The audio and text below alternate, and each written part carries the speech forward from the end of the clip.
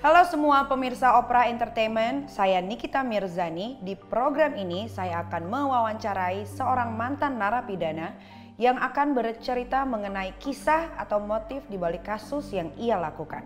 Bagaimana kehidupannya ketika sudah keluar dari masa tahanannya. Inilah di balik kasus. Narasumber kita hari ini merupakan seorang mantan narapidana kasus narkotika pada tahun 2011. Beliau terjerat kasus tersebut pada usianya yang masih muda, serta tertipu oleh romansa cinta yang membutakannya. Dan sekarang beliau sudah ada di depan saya. Halo Bang. Halo. Terima kasih sudah mau mampir di balik kasus. Nah, sebelum Abang bercerita, perkenalkan diri dulu, namanya siapa, umurnya berapa sekarang? Nama saya, umur saya 34 tahun. 34 tahun. Oke, Bang, boleh diceritain nggak awal mula kasus yang Bang dijalani sehingga Bang bisa masuk penjara karena masalah cinta?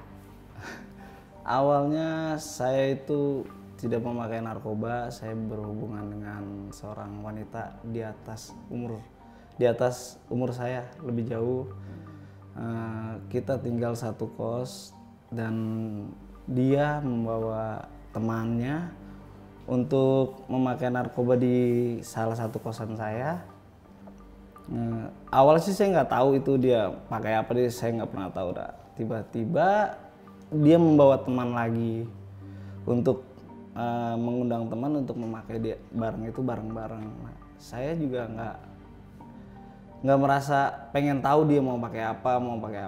Tiba-tiba kayak ada seorang lelaki suka dengan pacar saya lah gitu. Nah, di situ selang berapa lama, selang 3 hari, tiba-tiba saya itu disuruh ambil barang sama cowok tadi, temannya cewek saya itu. Suruh ambil barang. Nah, saya ya karena saya cinta atau sayang sama cewek saya, akhirnya saya jalanin. Saya nggak tahu itu barang itu dikit atau banyak, tiba-tiba akhirnya kita transaksi. Saya terima itu barang di salah satu restoran, saya bertemu dia. Dan setelah saya keluar dari restoran, habis terima barang itu, akhirnya saya ditangkap dengan pihak yang berwajib. Tapi sebelumnya Abang ini nggak tahu apa yang dipakai di kos-kosan itu? Nggak tahu. Atau sabu kah, kokain, ganja? Nggak tahu sama sekali? Nggak pernah lihat? Nggak pernah lihat. Oh, jadi cuman make aja di dalam kos-kosan, bawa teman, terus baru ada teman laki-lakinya. Kenapa Abang mau disuruh ngambil barang? Emang Abang nggak tahu itu narkotika? Sebenarnya tahu sih, karena ya mungkin karena sayanya jatuh cinta gitu kan, sayang dengan dia ya saya nurut aja sih sebenarnya gitu. Oh, jadi ini transaksi jual beli narkoba ya? Terus pas ditangkap sama aparatur negara gimana tuh Bang? Saya sempat mengelak kalau ini bukan barang saya. Dan ini ada orang, ya beda pas penangkapan itu beda hampir 3 meter atau 4 meter. Yang mengasihkan barang saya itu ada orangnya, sempat saya tunjukin, itu Pak, dia Pak yang ngasih barang ke saya. Cuman pihak berwajib juga entah ngelihat atau enggak gitu, taunya dia tiba-tiba langsung bawa saya aja. Emang apa yang dilakukan mantan pacar Abang ini setelah Abang ditangkap dan ditahan di penjara? Apa? Kan Abang kan nolongin dia untuk beli barang. Iya. Terus apa yang dia lakukan setelah Abang ditahan? Ya kabur mungkin, udah nggak ada kabar. 2011 Abang ditahan. Iya. Narkotika berapa tahun? 6 tahun. 6 tahun. Dicek urin, cek darah gitu nggak Bang? Enggak, kan kita udah ada barang bukti. Berarti jatuhnya pengedar? Pengedar. Bandar? Pengedar dong. Pengedar? Iya. Pengedar 6 tahun. Menjalankan masa hukuman 6 tahun di penjara mana Bang? Saya pertama di Rutan Cipinang, terus saya pindah ke LP Cipinang. Di dalam LP Cipinang itu saya bermasalah ribut. Saya pindah ke Cirebon, LP Cirebon. Dari LP Cirebon itu saya cuman karena kapasitasnya banyak, saya pindah sempet ke Magelang. Oh, pindah-pindah ya? Iya. Ya, tapi ini agak aneh ya. Maksudnya Abang ini kan tidak bersalah. Saat abang ditangkap, abang tidak membela diri di BAP atau bagaimana gitu? Tidak membela diri bahwa ini bukan barang saya, ini barang orang lain, saya hanya disuruh, saya nggak tahu isinya apa gitu. Ya mungkin karena apa ya, untuk pembelaan diri di saat itu saya cuma memikirkan begini loh Kak. Pihak yang berwajib itu sempat bilang sama saya pernah memakai di kosan saya itu ada seorang perempuan pakai narkoba gitu. Nggak tahu itu tembusan dari mana dia kan gitu. Tetap dia memaksa ke saya di mana kosannya, di mana perempuan itu gitu. Ya saya kan nggak mungkin lah untuk masa saya harus bilang, oh saya tunjukin tuh perempuan kan. Ya tetap aja saya harus berjuang dong, gimana pun kan saya ngejalin hubungan dengan dia gitu.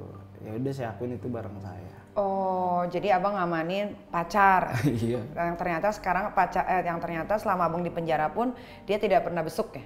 Iya, tidak. Gimana perasaan abang tuh? Awalnya sih sakit, terus ya sakit, kecewa, itu ada campur aduk.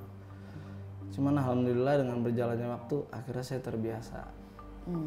Nah ini berarti kalau udah sampai vonis ada BAP kan? Ya. Nah apakah pada saat BAP ada pemaksaan atau abang mengaku sebagai kurir atau gimana tuh bang? Kalau untuk pemaksaan nggak ada, cuman dari awal BAP itu ya udah saya akuin itu. Udah diakuin ya, Iya. memang itu barang abang ya, makanya prosesnya jadinya cepat langsung vonis gitu ya. Bagaimana perasaan abang ketika abang masuk penjara padahal abang tidak bersalah? Perasaannya sih ya sempet sedih, kecewa, berat, depresi lah. Orang tua gimana orang tua? Orang tua itu udah pasti depresi banget. Karena orang tua saya itu tahu. Awalnya sih saya juga sama hubungan sama cewek ini orang tua udah melarang kan. Karena udah tahu basically itu perempuan gitu kan. Udah tahu, tapi emang karena sayanya yang bener-bener bandel atau gimana kan nggak ikutin apa kata orang tua, ya udah saya jalanin. Tapi orang tua saya sempat depresi sih, sempat stres. Abang bilang menjalani hubungan dengan yang lebih berumur, berapa umurnya? Beda berapa tahun sama abang? Beda hampir 11 tahun lah. Berarti tante-tante ya? Iya. Oh, berarti kalau tante-tante hidup abang dibiayain harusnya dong? Iya sih. Terus Cuman saya sekedar cuman di kosan untuk makan gitu kan. dikasih uang bulanan ya? Ya dikasih jajan lah.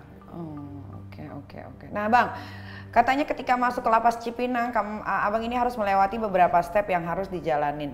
Apa aja tuh kalau boleh tahu step-stepnya? Step-stepnya pertama itu kita dioper itu kita masuk ruang portir. Ruang portir itu seperti ibaratnya tuh proposnya polisi lah. Saya masuk ruang portir, diperiksa, dicek body, dibawa bawaan apa yang dari awal saya penangkapan, misalkan saya di polsek gitu, penangkapan saya bawa apa aja, kayak misalkan kan dilarang nggak boleh bawa sikat gigi atau apa gitu yang buat membahayakan di dalam. Setelah itu saya diperiksa ke poliklinik. Setelah dari poliklinik kita diperiksa, baru kita itu yang ada namanya perkenalan lah dengan sipir penataran gitu. Ya kayak contohnya push up sampai ya sekitar 100 sampai 1000 gitu. Kita push up, ntar ya dia kasih, sebenarnya sipir itu kasih peraturan lah. Kalau di dalam nggak boleh begini gitu. Ya cuman ya lumayan berat juga untuk tataran. Kayak militer ya? Ya mungkin lebih dari militer. Apa aja tuh kalau lebih dari militer? Ya kayak misalkan kita, kalau mungkin kan kalau militer push up itu kan pasti ada jedahnya dia kan. Misalkan kayak komandannya push up, ya karena dia udah biasa push up kan. Kalau kayak kita kan misalkan disuruh push up 100, di saat hitungan 20 kita suruh berhenti. Dan kita harus nahan, nggak boleh jatuh. Jatuh ya kita pasti adalah pukulan sedikit gitu ya. Ada lagi yang lain bang? Kalau udah setelah dari situ kita udah itu masuk ke penampungan sih. Kita jalan jongkok, kita masuk penampungan. Setelah di penampungan ya kita berantem lagi sama napi gitu. Ah, berantem? Iya. Berarti abang sempat berantem sama napi? Ya bela diri sih sebenarnya. Gara-gara apa tuh bang? Di dalam penampungan itu kan banyak ya namanya skat-skat, misalkan oh lapak ini lapak A, lapak B, lapak C gitu kan. Nah di situ kan kita kan sebagai warga binaan baru pasti kepala kamar ya udah itu tolong dicairin, dimintain uang gitu. Ya kalau saya pribadi sih keluarga saya udah susah. Lebih baik saya batu sekalian, lebih baik kita berantemnya sekalian daripada saya harus keluar uang. Gitu. Berantem akhirnya? Ya berantem, pukul-pukulan udah kelar gitu dipisahin, ya udah akhirnya saya dibuang, maksudnya ditaruh lapak yang nggak bermanfaat lah maksudnya, ya kan lapak-lapak gembel lah ibaratnya, tidur di depan pintu teralis gitu kan, nggak layak, ya udah saya jalanin aja. Tapi katanya kasurnya abang ini pernah diambil napi lain ya? Iya, itu setelah saya hampir 2 minggu saya di penampungan, ya itulah saya cari uang untuk ngumpulin uang buat gimana biar enak tidur di kasur. Akhirnya saya beli kasur. Baru kasur itu belum ada 24 jam, saya beli pagi. Di siang, di jam 2 itu kasur saya udah nggak ada. Di saat saya mau masuk ke kamar, ke tempat saya tidur, kasur nggak ada. Akhirnya saya cari di situ. Ternyata ketemu nggak kemana-mana. Jadi posisinya ketemu juga di gedung yang lain, gedung kriminal bukan gedung narkoba. Terus berantem lagi? Berantem lagi. Ngambil kasur? Ngambil kasur. Dapat kasurnya bang? Dapat. Oke. 6 tahun abang divonis ya, bukan waktu yang sebentar. Pekerjaan apa yang abang lakukan di dalam penjara? Awalnya sih saya sih di penjara itu ya sempat ngebantu ya, bantu-bantu ya, kayak misalkan kan di situ juga ada gedung kayak tipikor, gedung narkoba, gedung kriminal. Jadi kan di situ kan ada juga lah orang-orang yang kaya. Nah saya bantu-bantu mereka sih untuk mereka. Korpe, jadi korpe. Iya. Sempet. Jadi korpe, jadi dapat penghasilan dari korpe itu ya? Iya. Berarti kalau di Cipinang itu kalau nggak salah narkoba atau kriminal bisa masuk ke tipikor, tapi untuk jadi korpe. Iya. Boleh tahu nggak sih bang, fasilitas apa aja sih yang ada di dalam tahanan tipikor? Fasilitasnya sih sebenarnya dia itu ya melebihi fasilitas umum yang ada di tempat lapas sih. Apa aja tuh bang? Kayak lemari, kayak TV. Kamar sendiri-sendiri nggak? Sendiri lah ada pasti. Kamar sendiri-sendiri tipikor ya? Iya. Berarti mereka nggak sama-sama yang lain ya? Enggak. Tipikor kan jatuhnya kriminal juga, kenapa tidak digabung di kriminal? Ya kalau masalah itu saya kurang tahu ya dari sana ya? Iya. Berarti mereka bisa beli kamar dong? Ya bisa pasti. Oh, oke. Berapa bang digaji sama yang punya kasus tipikor di Cipinang? Ya sebenarnya gaji saya itu nggak bulanan sih, jadi tiap disuruh kadang 50.000, kadang 100.000 gitu. Kadang juga misalkan per 2 hari tiba-tiba dikasih 100 atau 50 gitu. Emang pekerjaan apa aja yang abang lakukan kalau jadi korpe di tipikor? Cuci baju, cuci piring? Nggak, paling nyiapin makan, disuruh ambil makan misalkan kayak saya disuruh tolong ambil makan ke petugas sini gitu. Cuma sekedar gitu saya ambil, saya siapin piring, makan. Dapat upah? Iya. Biasanya bisa megang berapa kepala bang? Kalau itu sih untuk kepala cuma 1 doang. Kita jadi setiap satu napi tipikor itu punya 1 masing-masing. Oh 1 orang berarti 1 korpe, 1 orang 1 korpe. Oke. Abang ini pernah kirim uang ke keluarga dari hasil abang kerja di penjara nggak? Pernah kirim ke ibu, cuman nggak tiap minggu sih. Jadi sekumpulnya saya kirimin. Jadi saya bagi 2 untuk saya, untuk keluarga saya. Berapa biasanya penghasilan paling banyak abang pernah dapetin? Paling sekitar 800. 800, lumayan ya? Lumayan. Ada kerjaan lain lagi bang selain jadi korpe? Enggak sih. Nggak ada? Enggak, itu aja. Oke. Abang pernah nggak mendapatkan perlakuan kasar sama sipir-sipir di dalam atau brimob pas lagi pindah lapas gitu? Wah itu mah pernah ya. Itu memang di saat saya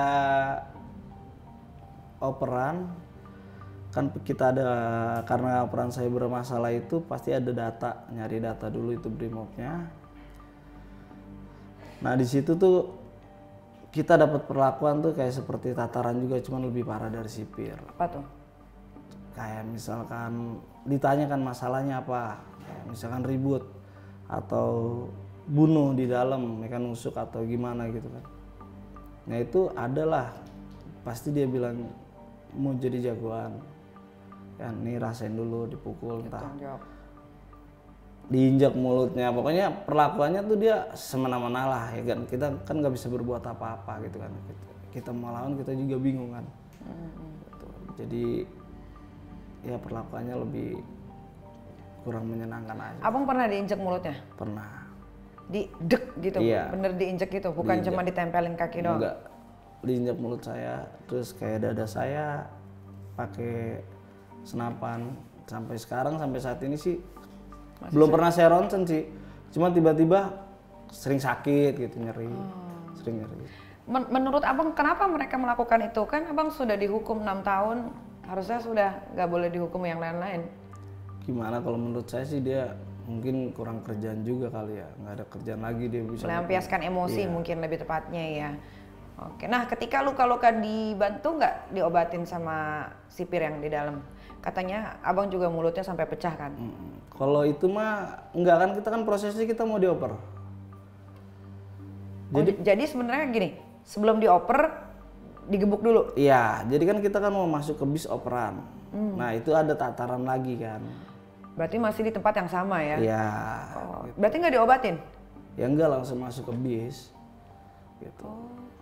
Terus gimana kalau sakit di sana? Diobatin nggak pas di lapas yang baru? Ya kalau di lapas sih kita sih pastilah adalah teman-teman lah yang pada akhirnya nyari operan baru pas kita di satu penampungan. Tolong dong sama teman yang udah di kamar gitu dia bisa jalan, tolong cariin obat ini betadine atau apa. Oh. Ujung-ujungnya ke temen juga sih, bukan.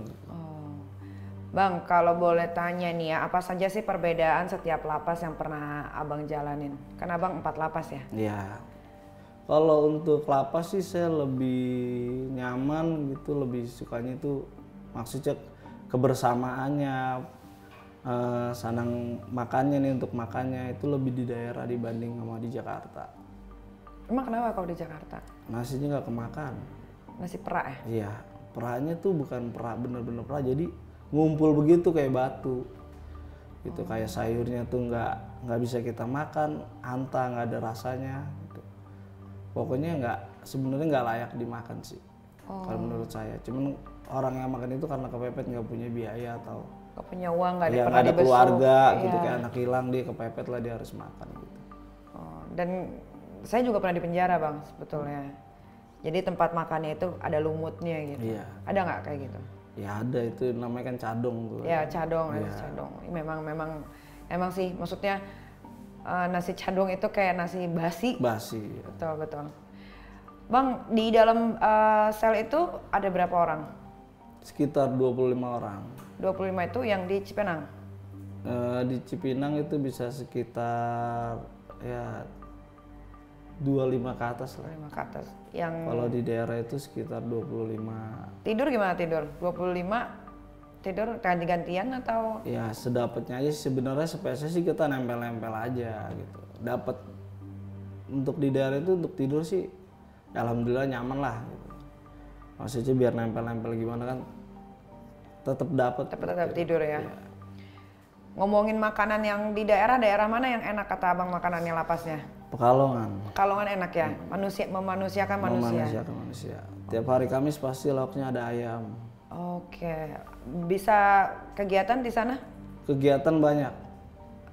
Kayak bimbingan kerjanya itu banyak di sana, kayak misalkan kita lapangan gede ada lapangan bola, terus ada kayak ngurus kolam ikan, terus di poliklinik juga ada gitu. Jadi untuk pekerjaannya, bimbingan kerjanya itu banyak di sana. Dapat perlakuan kasar?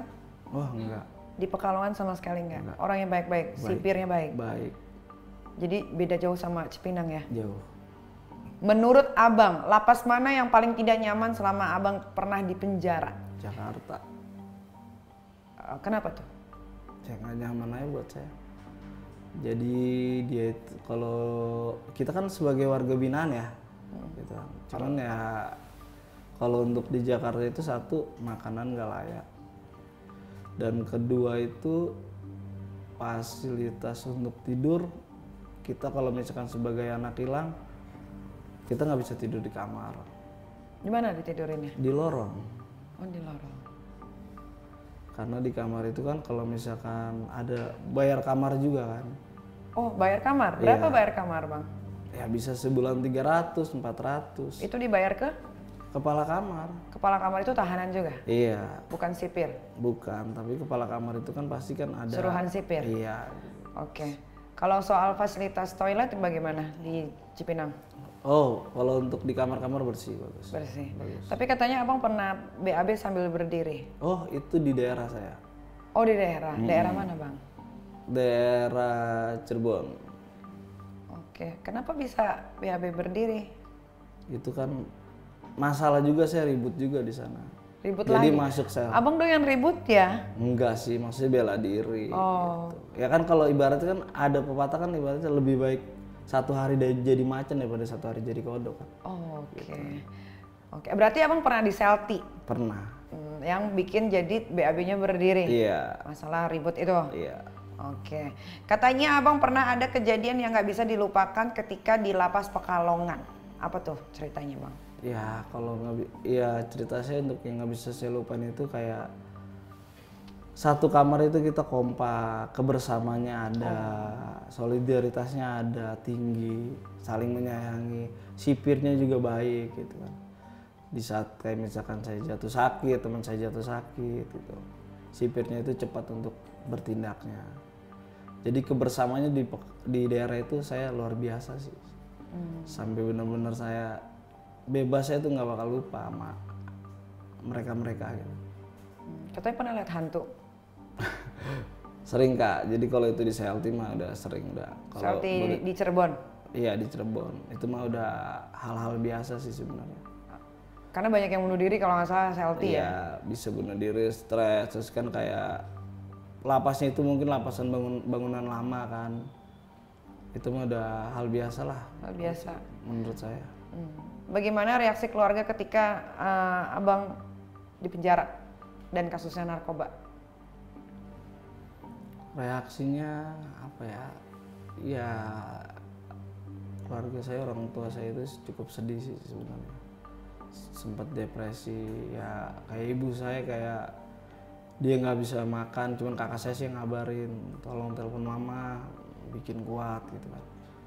Ya hampir 1 bulan lah, namanya seorang ibu ya nggak percaya lah saya masuk di penjara itu. Cuman kakak saya tolong telepon mama. Mama itu benar-benar depresi, ya nggak kuat sih sebenarnya ibu saya. Teleponnya telepon lewat mana nih? Ya lewat handphone lah. Emang boleh pakai handphone di dalam? Ya ada pasti ke handphone. Boleh? Ya boleh kalau nggak ketahuan. Oh, kalau ketahuan nggak boleh. Bayar nggak? Beli sih kita kadang-kadang. Oh, beli? Bisa beli. Yang jual siapa, Bang? Yang jual sih nggak ada kontraknya, cuman dari bapaknya. Dari orang ke orang gitu? Iya, Oke. Bang, 6 tahun dapat remisi nggak?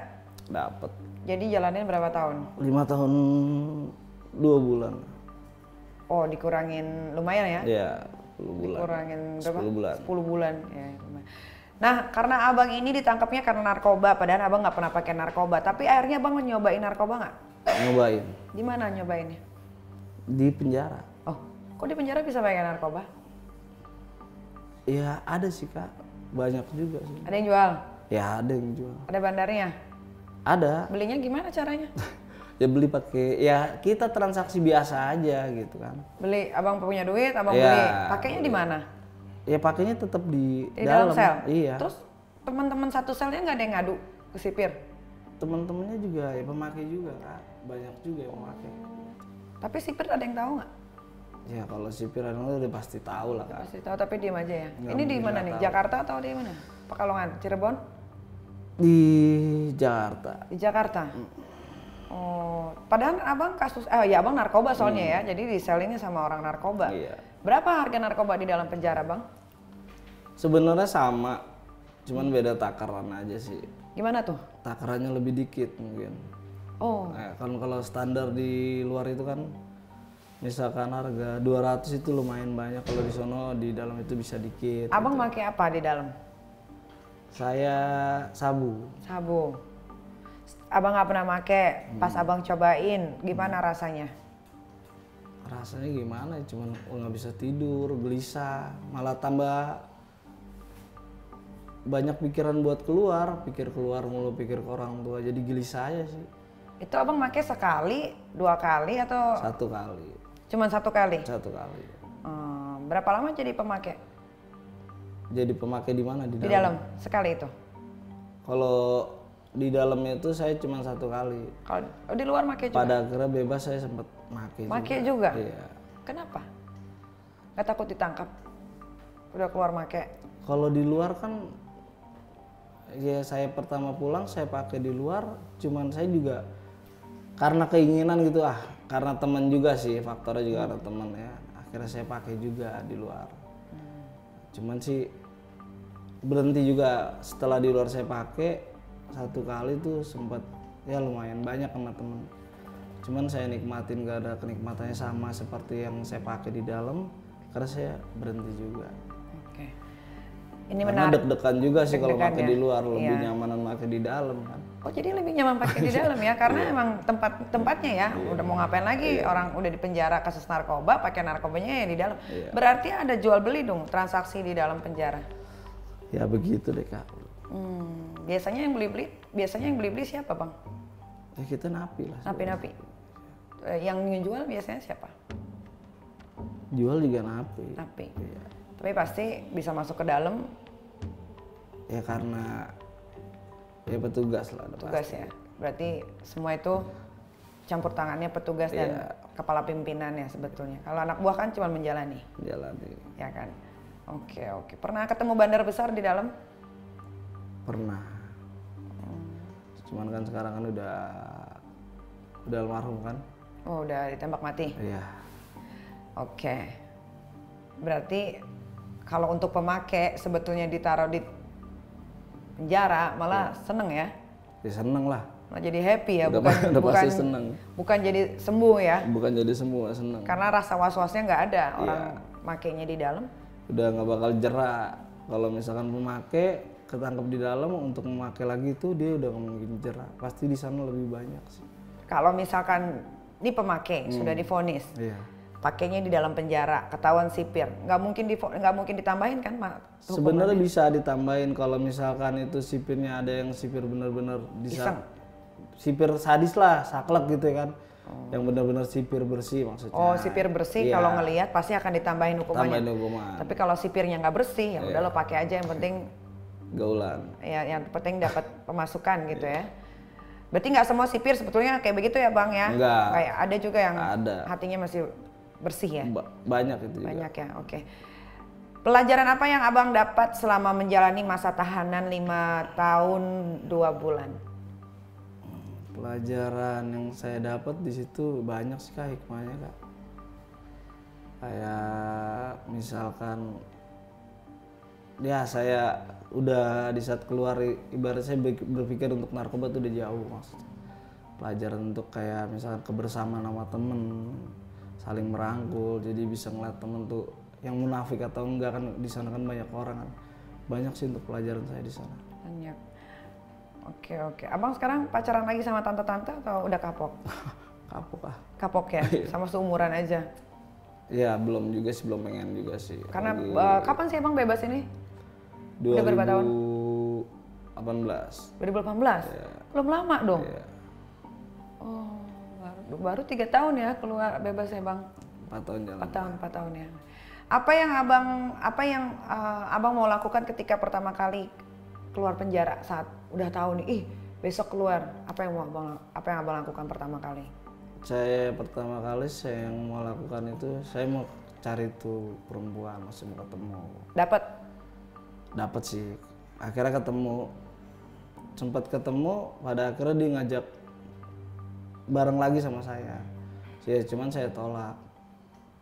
Ya udah hancur-hancuran juga dia maksudnya. Dari fisiknya udah hancur. Ya makanya saya tolak kan. Up saya. Karena udah jelek, jadi abang juga nggak mau ngapain ya. Udah tua juga kan. Setelah bebas, apa yang abang lakukan? Pekerjaan apa yang abang ambil? Saya pernah kerja di Bangka Belitung di biosolar, bagian biosolar kayak ngitung minyak, terus nyegel, maksudnya minyak itu dari filling set ke transportir buat pengiriman minyak ke PLN sekitarnya. Sampai sekarang? Enggak, itu cuma 1 tahun aja. Oke, berarti sekarang nganggur? Sekarang ya begini-gini aja. Begini apa, mau jadi kurir lagi bang? Ya enggak lah. Oh. Terus apa dong? Ya lagi sibuk di ini, bantu proyek aja. Bantu proyek temen ya. Oke. Hal tersedih apa yang abang rasakan selama di dalam penjara? Lebaran enggak? 5 kali lebaran ya, nggak Iya. sama keluarga. Gimana rasanya bang? Udah nggak bisa diungkapin itu. Kalau udah dengar suara takbir, Nangis? udah nggak bisa diungkapin. Mendingan jadi kurir beneran ya bang? Iya kan, ada duitnya kan. Apa yang abang sesali sesudah membela mantan pacar? Ya nyesel aja sih kak, ya itu cinta sama orang yang salah sebenarnya. Udah bener-bener rela ditinggalin. Ya mungkin emang semua ini udah jalan Tuhan. Oke, bener juga sih. Tapi masih jadi bucin bang? Enggak sih kak. Sekarang udah belajar 5 tahun di penjara ya. Apa yang abang mau sampaikan untuk keluarga dan para pemirsa Opera yang bucin dengan pasangannya pada saat ini? Yang saya sampaikan untuk pemirsa seluruhnya, untuk masalah percintaan atau masalah narkoba itu jangan pernah dianggap benar-benar menguntungkan. Hanya kita tuh harus belajar dari kesalahan juga. Kayak masalah narkoba itu lebih baik udahlah, gak usah dipikirin narkoba lah, karena merugikan semuanya, udah pasti. Apalagi yang pakai sabu, yang dicecer tuh otaknya. Wah, ya itu kembali lagi kak, kalau kita pakai sabu di dalam itu udah pasti. Gila ya? Stroke gila udah pasti. Udah pasti. Udah pasti. Abang lihat orang pemakai sabu di penjara jadi banyak. Ya, berarti susah juga ya kalau ada yang di penjara gara-gara narkoba, ditaruh di penjara malah jadi narkoba lagi. Iya. Kebetulan saya juga punya temen, dia pernah di penjara dan dia juga pakai ternyata. Dan tambah abang ngomongin, jadi tambah saya, oh iya, berarti memang ada peredaran narkoba di dalam penjara ya. Ya mudah-mudahan lebih bisa diperketat lagi, kalau nggak ada yang mau berobat, bertobat dong, ya bang ya. Benar. Terima kasih loh bang, udah mau mampir ke Kak, di balik kasus. Mudah-mudahan jangan masuk penjara lagi. Jangan ya. Enggak. Jangan bucin lagi. Enggak. Ya, oke lah kalau begitu. Terima kasih juga untuk pemirsa Opera Entertainment. Ini ada sedikit kata-kata dari saya. Terima kasih yang sudah menonton. Jangan lupa di subscribe, jangan lupa di like dan di komen. Mudah-mudahan tayangan kali ini bisa memberikan kalian pelajaran yang lebih berarti supaya tidak mengambil keputusan secepat kilat ya bang ya. Benar. Jangan gara-gara kita mau nolong pacar atau orang yang kita kasihi, kita jadi mengorbankan diri sendiri. Oke lah pemirsa, kalau begitu jangan lupa terus saksikan Di Balik Kasus di episode berikutnya. Saya Nikita Mirzani, pamit dulu. Wassalamualaikum warahmatullahi wabarakatuh.